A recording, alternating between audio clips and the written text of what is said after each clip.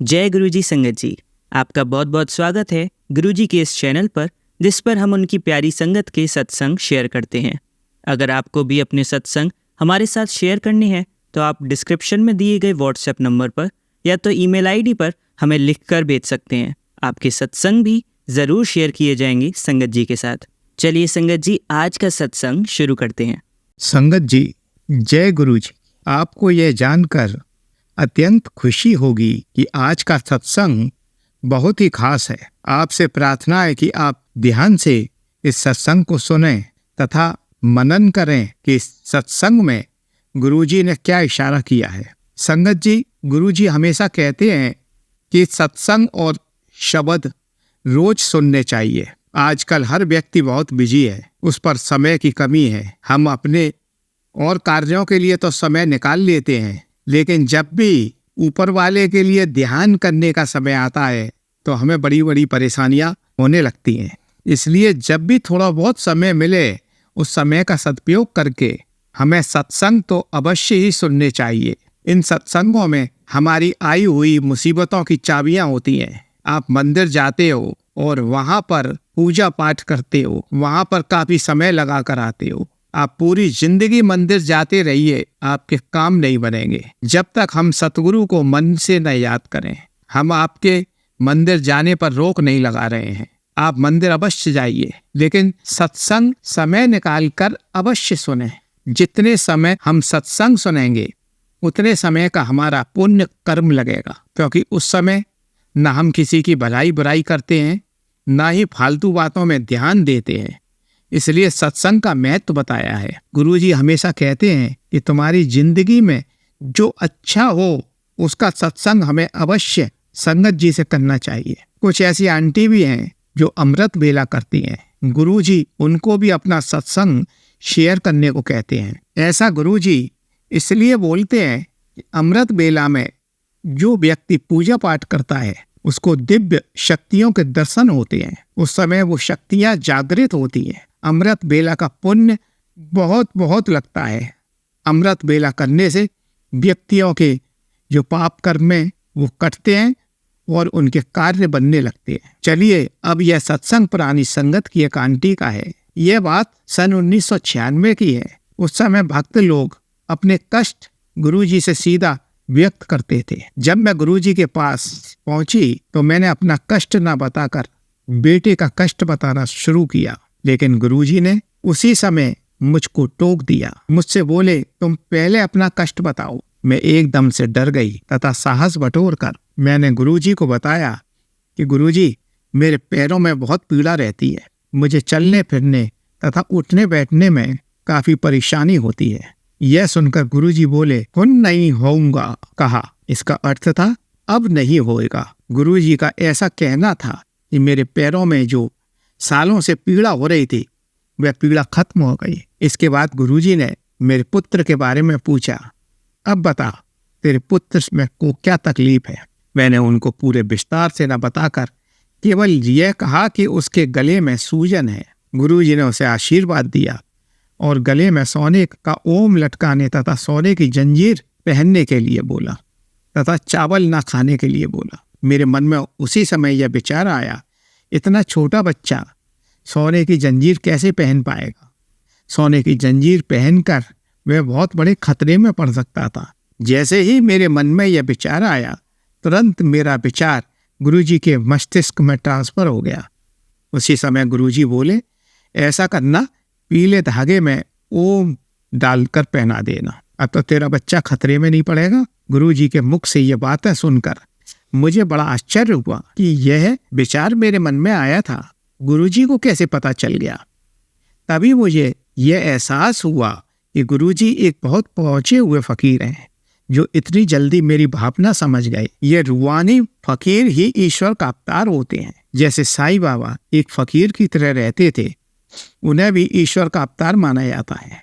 गुरुजी हमारे भविष्य को देख सकते हैं, वे अपनी इच्छा के अनुसार दुर्घटनाएं रोक सकते हैं। गुरुजी ने मेरे पहले दर्शन के वक्त ही मुझे एक स्कूल चलाने का आशीर्वाद दिया था। विवाह से पूर्व मैं भारतीय प्रशासनिक सेवाओं में जाना चाहती थी, किंतु विवाह ने मेरे इस इच्छा पर प्रश्न लगा दिया। जब गुरुजी ने मुझसे यह प्रश्न किया, जब तुम्हारी इच्छा प्रशासनिक सेवाओं में जाने की थी तो तुम क्यों नहीं गई? तब मैंने गुरुजी को उत्तर दिया कि प्रेम होने के पश्चात विवाह मेरी प्राथमिकता थी। मुझे यह बात भली भांति ज्ञात थी कि गुरुजी को जितना पता था वे दर्शाते नहीं थे। वे साधारण मनुष्य नहीं हैं। यह घटनाएं दिल्ली में हुई थी।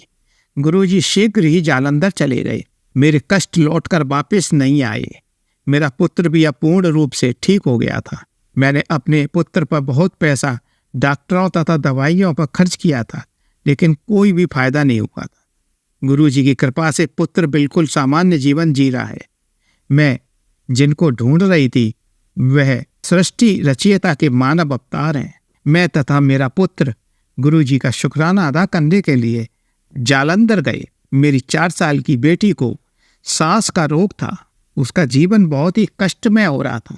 मैं बेटी के बारे में काफी चिंतित थी। मैं गुरुजी के चरणों में बैठी थी। न जाने कब मेरी नींद लग गई। मैं गुरुजी से कोई भी कष्ट बताने की हिम्मत नहीं कर पा रही थी। मैंने मनी मन में गुरुजी से विनती की।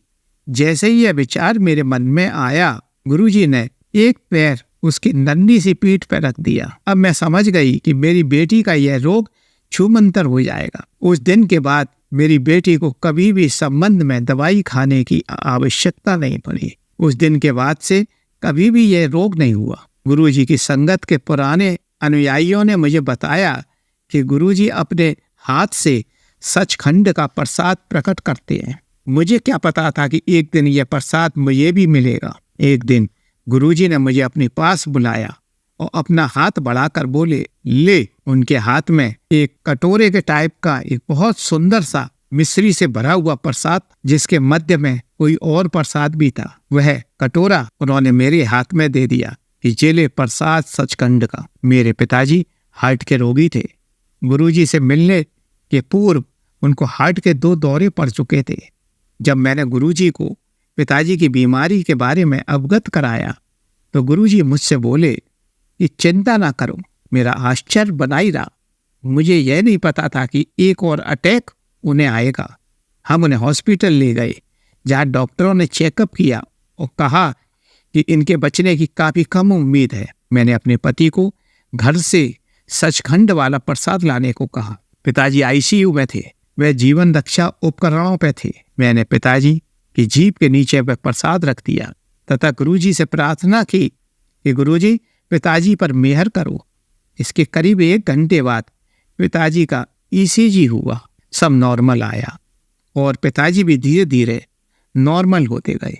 जब हमने उनका परीक्षण कराया तो उसमें अपच की समस्या आई। अब पिताजी धीरे धीरे ठीक हो रहे थे। उन्हें मैं हॉस्पिटल से छुट्टी कराकर घर पर ले आई। मैंने उनके और भी परीक्षण करवाए, सभी सामान्य आए। मैं पिताजी को लेकर शुक्राना करने के लिए जालंधर गई।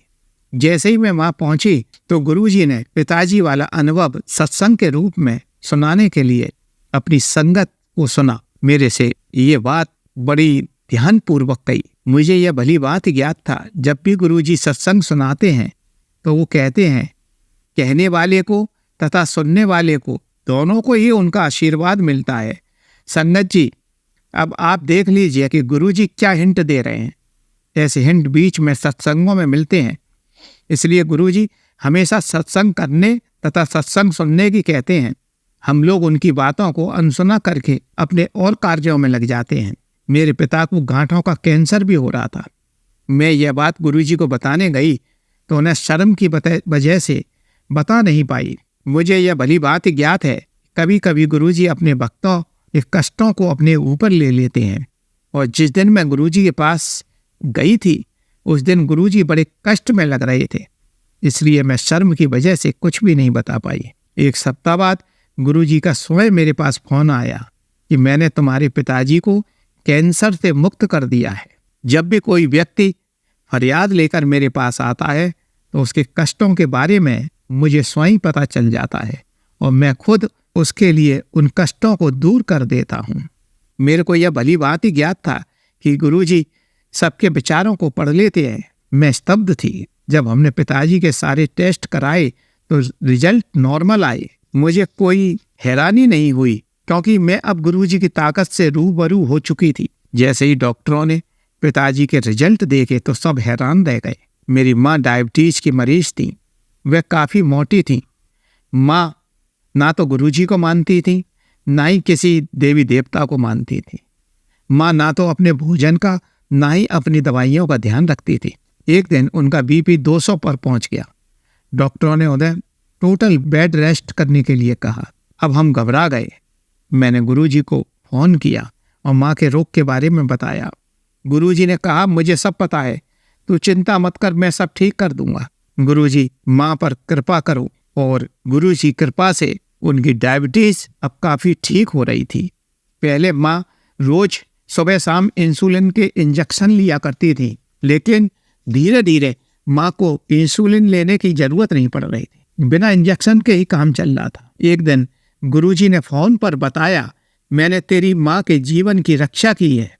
जब मैं फ़ोन पर गुरुजी से बातें कर रही थी, माँ अपने हाथ में एक परीक्षण का परिणाम लेकर खड़ी थी, जिसमें लिखा था कि छोटी आंतों का क्षय रोग और मलाशय में कैंसर का संशय था। मेरे तो पाँव के नीचे से जमीन ही खिसक गई। मेरे को कुछ भी नहीं सूझ रहा था, क्या करें। मैं भागी हुई गुरुजी के पास पहुंची। उस समय अपनी व्यथा बताने पर निषेध था, अतः लंगर प्रसाद लेकर वापिस चली आई। अगले 2 दिन बाद हमने माँ के परीक्षण कराए। सारे परिणाम बिल्कुल सामान्य आए। डॉक्टर लोग उन परिणामों को देखकर हैरान थे। परीक्षाओं के परिणाम में कोई भी डायबिटीज के लक्षण नहीं थे। जो व्यक्ति सुबह शाम इंसुलिन के इंजेक्शन लेता हो, वह डायबिटीज से मुक्त कैसे हो सकता है। डॉक्टर का कहना था कि हमने अपने जीवन में कभी भी ऐसा केस नहीं देखा है, क्योंकि इतनी डायबिटीज होने के बाद भी कोई लक्षण डायबिटीज के नहीं आए हैं। कुछ दिन बाद जब मैं गुरुजी के पास पहुंची तो गुरुजी ने अनजान बनकर मेरे से माँ के रोग के बारे में पूछा। तो मैंने बताया, अब माँ को डायबिटीज नहीं है। इस पर गुरुजी ने दोबारा टेस्ट कराने के लिए बोला। जब हमने दोबारा उनका टेस्ट करवाया तो 160 130 आई, जबकि कई वर्षों से 280 260 आता था। फिर गुरुजी ने मुझसे पूछा, ऐसा कैसे हो गया। गुरुजी अनजान बनकर मेरे से प्रश्न पूछ रहे थे। मैंने गुरुजी को कहा कि यह सब महिमा आपकी ही है, जो माँ की डायबिटीज नॉर्मल आ गई है। जब मैंने माँ को रिजल्ट दिखाया तो उनको विश्वास ही नहीं हुआ। उन्होंने 2 जगह से परीक्षण करवाने को कहा। साथ ही मुझसे कहा कि यह हो सकता है कि गलती से किसी और का रिजल्ट आ गया हो।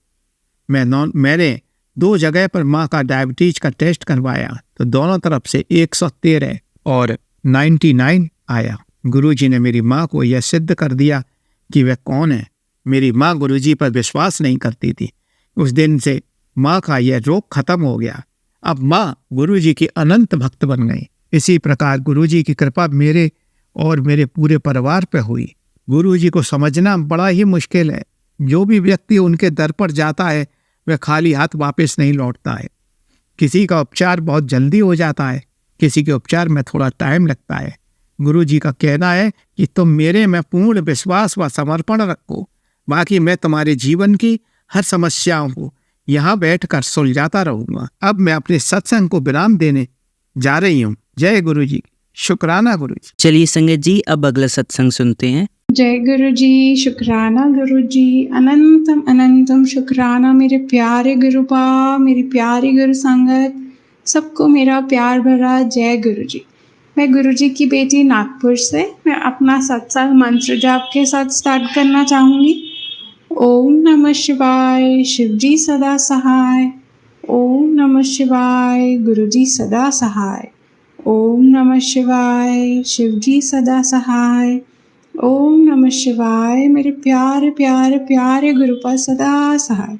जय गुरु जी। संगत जी, मेरा सत्संग तो डेली ही होता है। हर एक दिन सत्संग है। जब गुरु जी हम अपने आप खुद के साथ गुरु जी को एक फील करते हैं कि कनेक्टेड फील करते हैं, तो वो हर एक पल सत्संग है। एंड जो मैं आज शेयर करना चाहती हूँ वो है 19 सितंबर थर्सडे का सत्संग। तो संगत जी, मैंने एक बार थोड़े टाइम पहले भी एक बार थर्सडे को 1 आवर का सत्संग इवनिंग में किया था। एंड उसके बारे में मैंने अपने सत्संग में शेयर भी किया था कि मैंने गुरुजी को 6 o'clock इनवाइट किया था, पर मुझे तैयारी करते करते 6 o'clock एंड शायद 9 minutes हो गए थे, फिर मैंने सत्संग स्टार्ट किया था। तो उसके लिए मैंने गुरुजी से बहुत बहुत बहुत माफ़ी मांगी थी। एंड तब मेरा फर्स्ट टाइम था सत्संग, मैं घर पर अकेले सत्संग कर रही थी, तो प्रसाद भी ज़्यादा अच्छा नहीं बना था।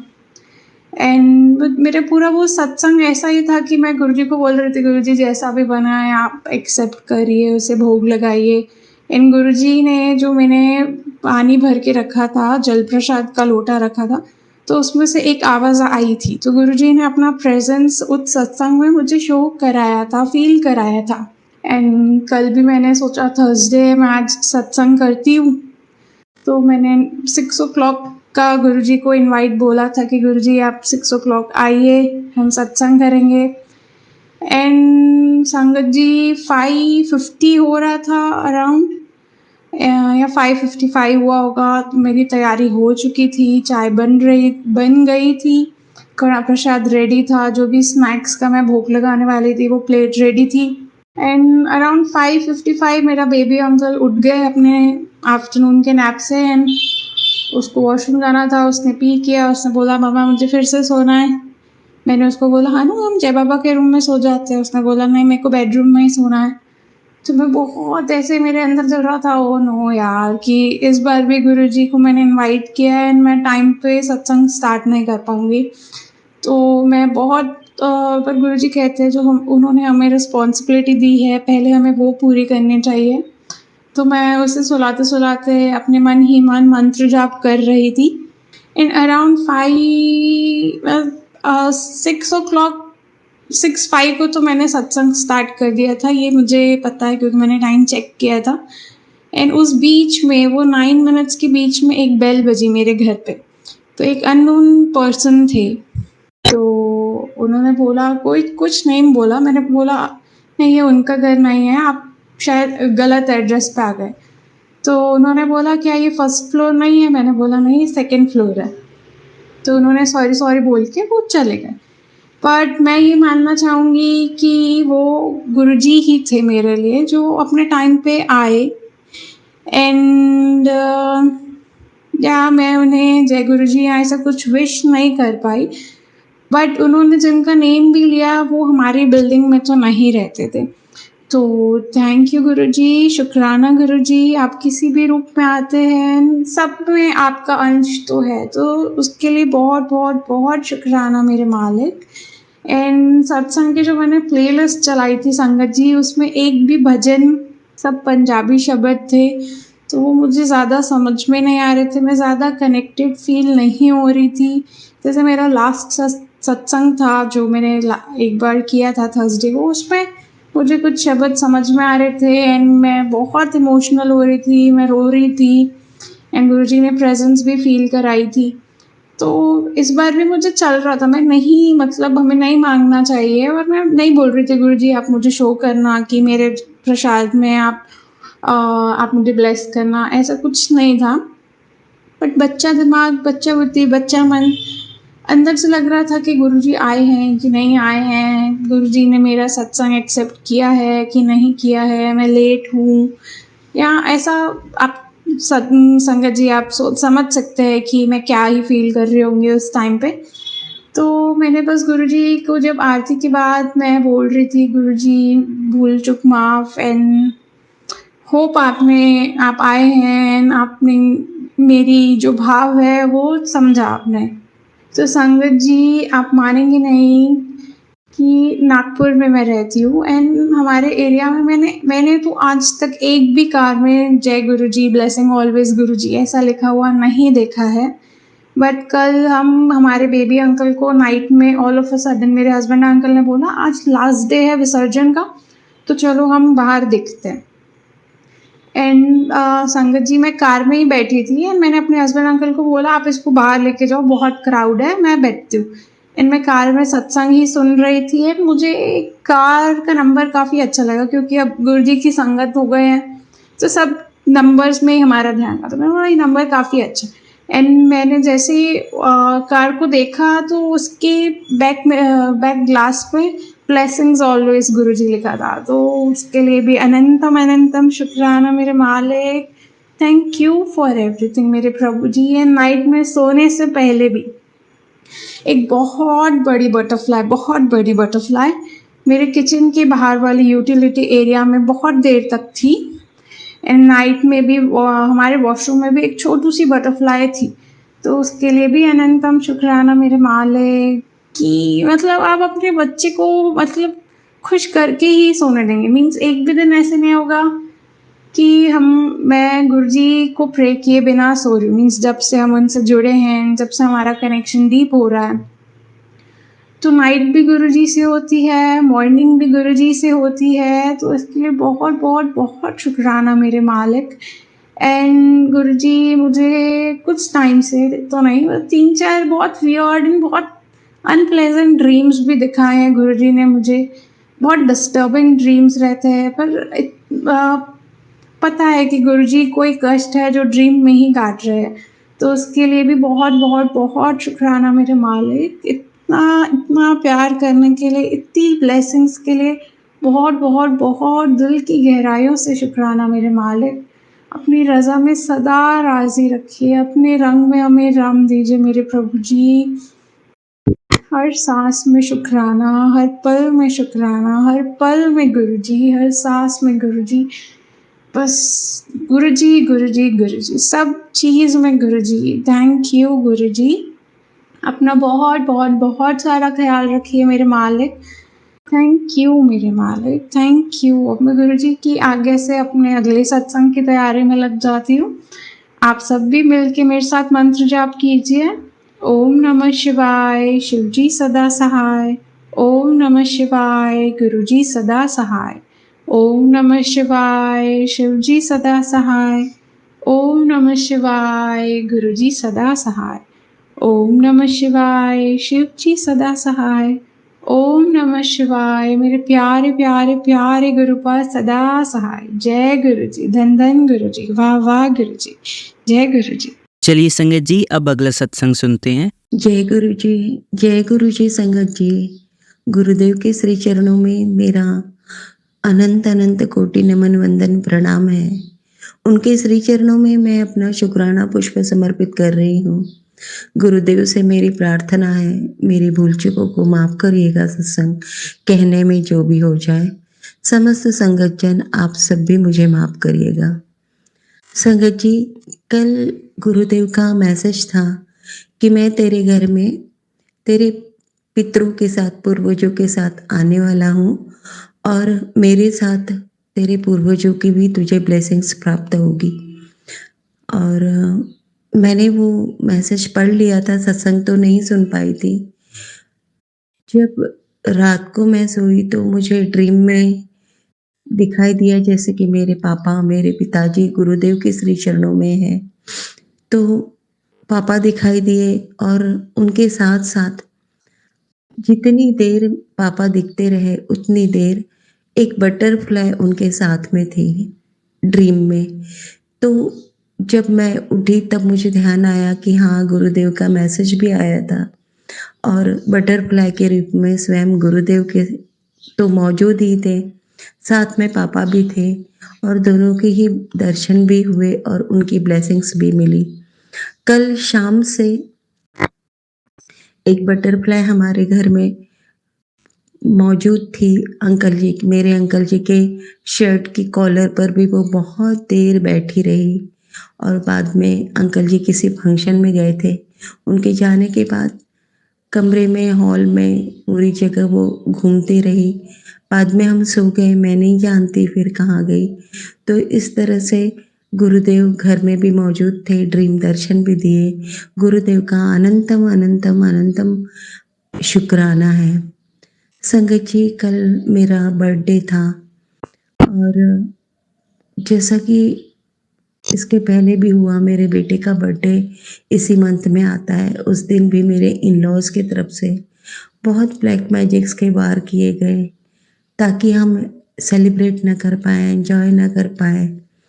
एंजॉय क्या करना है, अपने ही फैमिली मेंबर्स घर में रहते हुए हम थोड़ा हंस बोल लेते हैं, लेकिन लोगों से वो भी बर्दाश्त नहीं होता है।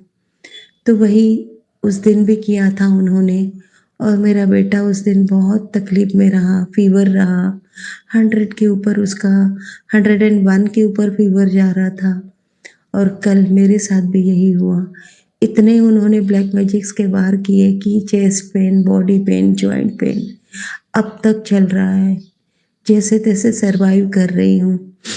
अंकल जी का बिल्कुल रूखा व्यवहार रहा, लेकिन फिर भी एक ब्लेसिंग्स के रूप में मुझे मेरा बेटा मिला है, जिसके साथ मैं अपनी सारी खुशियाँ जी लेती हूँ, उसे देखकर, उसके साथ रहकर। Just like he is my friend, my well wisher, सब कुछ वो है।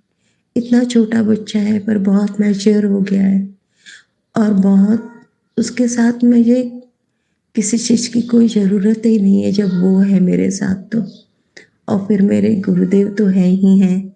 तो इस तरह से हम हर निगेटिविटी को, निगेटिव परिस्थितियों को या कठिन से कठिन संघर्ष को बहुत पॉजिटिव ले लेते हैं, और पॉजिटिव दृष्टिकोण जब हमारा आ जाता है तो फिर कैसे भी परिस्थिति क्यों ना हो, हम बहुत आसानी से उसे पार कर जाते हैं। ये सुंदर दृष्टिकोण देने के लिए, ये हिम्मत देने के लिए, ये साहस देने के लिए, ये बर्दाश्त करने का पावर देने के लिए, सहनशीलता देने के लिए गुरुदेव का अनंतम अनंतम अनंतम शुक्राना है। सब कुछ सह रहे हैं लेकिन फिर भी आगे बढ़ रहे हैं। ये हिम्मत हमारी अपनी खुद की नहीं है, ये बहुत बड़ी ब्लेसिंग्स है जो गुरुदेव से हमें मिली है। गुरुदेव का अनंतम शुक्राना है। जय गुरु जी, शुक्राना गुरु जी। ओम नमः शिवाय, शिव जी सदा सहाय। ओम नमः शिवाय, गुरु जी सदा सहाय। ओम नमः शिवाय, शिव जी सदा सहाय। ओम नमः शिवाय, गुरु जी सदा सहाय। जय गुरु जी संगत जी। चलिए संगत जी, अब अगला सत्संग सुनते हैं। जय गुरु जी, जय गुरु जी संगत जी। ये मेरा शुक्राना सत्संग है गुरु जी के लिए। गुरु जी का शुक्राना तो हम कभी भी जितना हमें करना चाहिए नहीं कर सकते संगत जी, क्योंकि गुरु जी हर पल, हर क्षण, हर दिन हमारे ऊपर कृपा करते रहते हैं। वो इतनी कृपा करते हैं जिनका हम बखान भी नहीं कर सकते। गुरु जी का देना तो मैं इस जन्म में नहीं चुका सकती, लेकिन हम शुक्राने के अलावा और कर भी कह सकते हैं। पूर्ण समर्पण गुरुजी को और शुक्राना, बस यही हम कर सकते हैं गुरुजी के लिए। तो गुरुजी का सबसे पहले मैं शुक्राना करती हूँ। गुरुजी का सत्संग मैं उनके मंत्र जाप से शुरू करती हूँ। ओम नमः शिवाय, शिवजी सदा सहाय। ओम नमः शिवाय, गुरुजी सदा सहाय। जय गुरुजी, शुक्राना गुरुजी। गुरुजी ने मुझ पे गुरुजी कहते हैं शुरू से शुरू कर, लेकिन संगत जी मेरा सत्संग बहुत बड़ा हो जाएगा, इसलिए मैंने गुरुजी के सत्संग पहले भी शेयर किए हुए हैं, तो मैं इन शॉर्ट में बताऊंगी। गुरुजी ने सबसे पहले मेरी ज़िंदगी में मुझे जोड़ते ही मेरा पेट दर्द ठीक किया, कोरोना में हमें बचाया। उसके बाद मेरे अंकल जी को भी वो लगातार ब्लेस कर रहे हैं, मुझे भी ब्लेस कर रहे हैं और मेरी बेटी को भी ब्लेस कर रहे हैं। एक्चुअली में वो मेरी बेटी है ही नहीं, उन्हीं की बेटी है। मैंने उसकी जिम्मेदारी गुरुजी को ही सौंपी और वो अच्छे से निभा भी रहे हैं। तो गुरुजी का अनंतम अनंतम शुक्राना। गुरुजी ने मेरा वो पेट दर्द ठीक किया जिससे मैं 8-10 साल से बहुत परेशान थी संगत जी। गुरुजी का इन सब के लिए अनंतम अनंतम शुक्राना। कोरोना में गुरुजी ने मुझे और मेरे परिवार को बचाया, उसके लिए गुरुजी का अनंतम अनंतम शुक्राना। गुरुजी ने मेरी बेटी के सर पे कुछ प्रॉब्लम थी, वो भी 6-7 साल से ठीक नहीं हो रही थी। बहुत मोटे मोटे दाने थे छाले टाइप में, जिससे कंगा लगते ही, हाथ लगते ही ब्लड आ जाता था।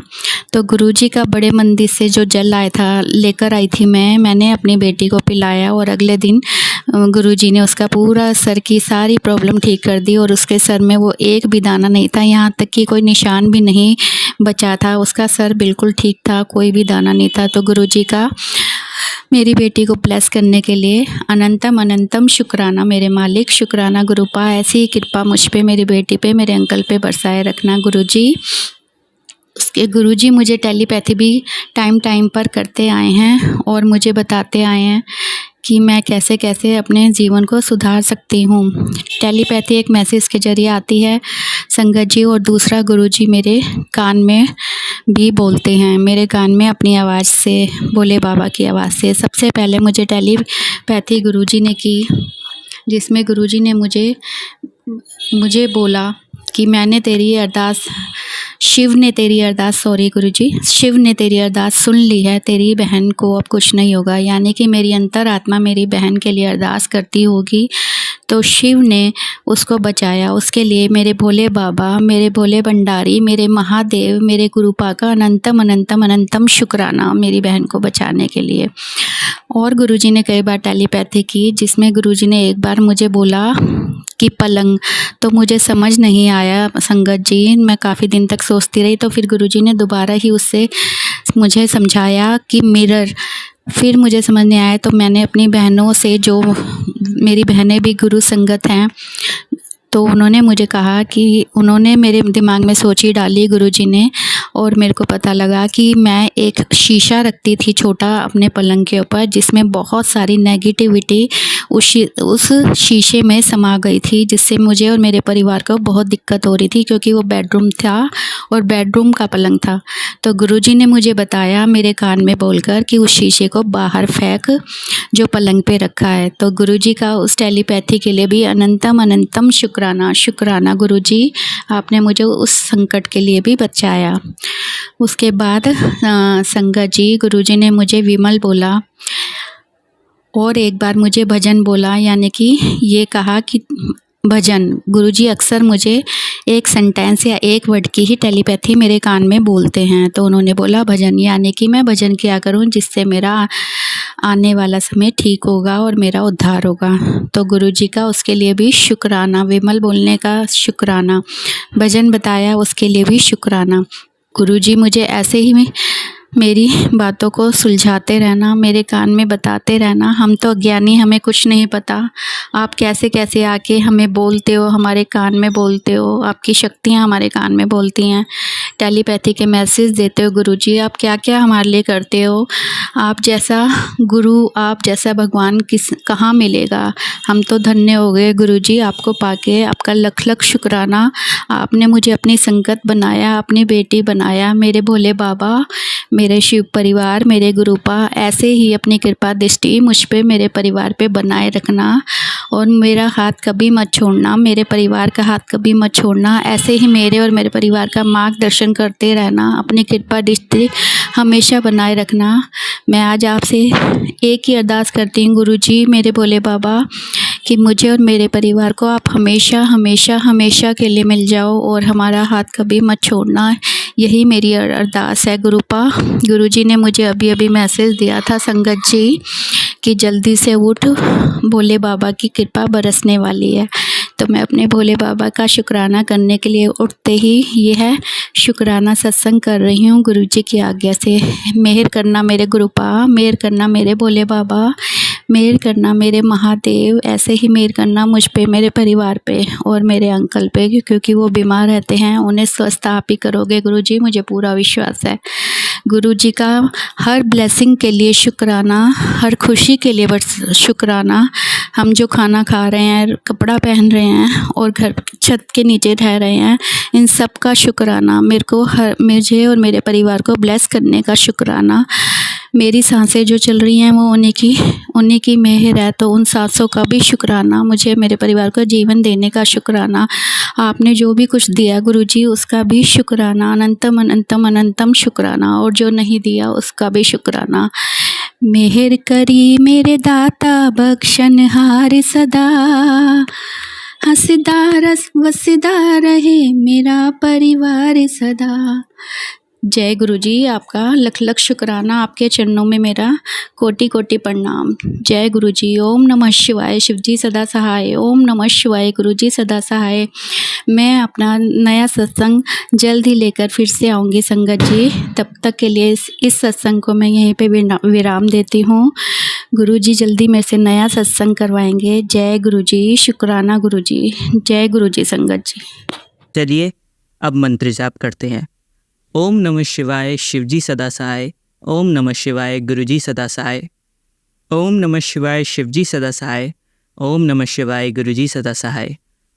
ओम नमः शिवाय शिवजी सदा सहाय। ओम नमः शिवाय गुरुजी सदा सहाय। धन्यवाद संगत जी, आपका दिन बहुत ही मंगलमय जाए। जय गुरुजी, शुक्राना गुरुजी।